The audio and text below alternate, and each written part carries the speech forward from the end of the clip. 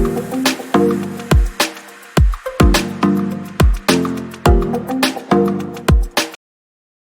warahmatullahi wabarakatuh. Perkenalkan, nama saya Febrian Nurlitasari dari Fakultas Ilmu Pendidikan Program Studi Bimbingan dan Konseling Universitas PGRI Kanjuruhan Malang. Saya di sini semester 4. Tujuan saya untuk mewawancarai siswa yang kesulitan belajar untuk memenuhi tugas dari dosen mata kuliah Praktikum Pemahaman Individu Teknik Non-Tes. Nama saya Febrian Nurlitasari dari Fakultas Ilmu Pendidikan Program Studi Bimbingan dan Konseling Universitas PGRI Kanjuruhan Malang. Nah, di sini saya akan melakukan wawancara tentang siswa yang mengalami kesulitan belajar. Tujuan saya untuk memenuhi tugas dari dosen mata kuliah Praktikum Pemahaman Individu Teknik Non-Tes. Yang selanjutnya silakan melakukan perkenalan diri kamu. Perkenalkan, nama saya Widuri Nur Fadila, kelas 11 MIPA 4 semester 2, asal sekolah SMA Negeri 1 Yosomilangun. Jadi langsung saja ya. Yang pertama, jadi Widuri itu suka mata pelajaran apa? Bahasa Inggris. Bahasa Inggris. Kemudian mata pelajaran apa yang tidak kamu sukai? Fisika. Jadi yang kamu sukai itu bahasa Inggris, yang tidak kamu sukai itu pelajaran fisika. Kemudian apakah kamu pernah membolos pada saat pelajaran yang tidak kamu sukai? Tidak pernah. Apakah teman-temanmu mengikuti pelajaran tersebut atau ada yang bolos atau ada yang Beberapa ada yang membolos saat pelajaran yang tidak mereka sukai. pelajaran fisika itu ya? Oh iya. Kemudian pada saat kapan kamu mengalami kesulitan dalam belajar?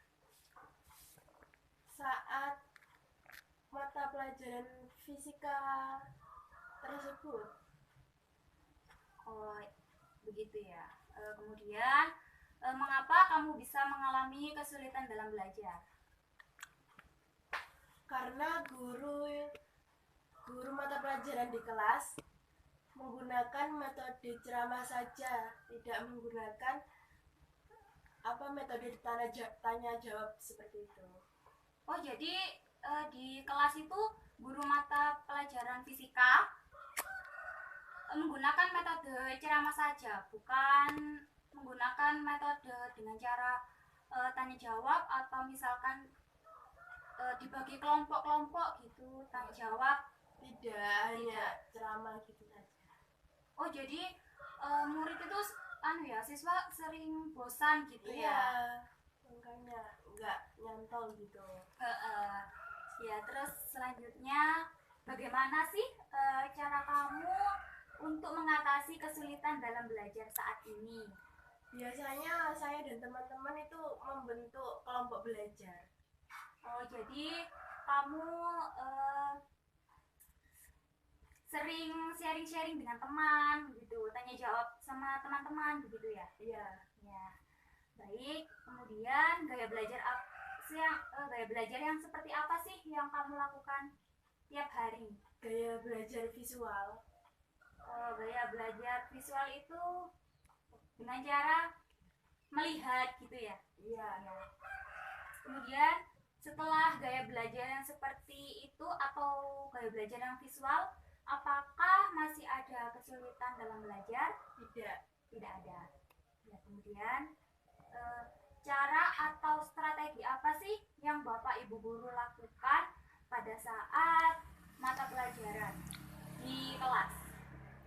Biasanya Bapak atau Ibu guru itu menggunakan strategi menerangkan sama menulis di papan tulis gitu aja sih. Oh, berarti dengan cara ceramah gitu ya? Oh iya. Iya, dengan cara ceramah. Kemudian kamu suka membaca atau menghafal pada saat pelajaran fisika yang tidak kamu sukai itu? Membaca. Lebih suka membaca ya. Kan fisika itu ada hitung-hitungan gitu. Apakah kamu sering sering mengerjakan soal latihan menghitung? Kadang saat saat apa namanya itu, saat bentuk kelompok belajar bersama teman-teman itu biasanya sering belajar menghitung fisika. Oh, jadi kamu suka belajar dengan teman kelompok gitu ya? Iya. Kemudian, pernahkah kamu menceritakan kesulitan belajar atau diberi bantuan kepada guru bimbingan dan konseling? Tidak.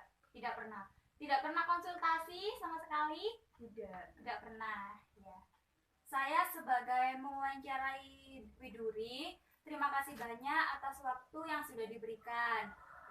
Jadi kesimpulannya menurut saya untuk para pendidik kedepannya yang sudah diberikan amanah oleh pemerintah untuk mendidik siswa agar kita bisa memahami bagaimana siswa membutuhkan ilmu. Jangan sampai kita sebagai pendidik kita tidak memberikan ilmu karena ilmu juga sangat penting bagi siswa. Misalnya kita sebagai guru mata pelajaran, apabila ada siswa yang tidak mengerti, jadi kita harus mempunyai jalan keluarnya, atau mempunyai konsep untuk mengetahui bagaimana kesulitan siswa tersebut. Kesulitan belajar terjadi karena pelajaran yang bersifat abstrak, jadi akan sulit dipahami oleh siswa. Guru harus menciptakan suasana yang nyaman, menyenangkan.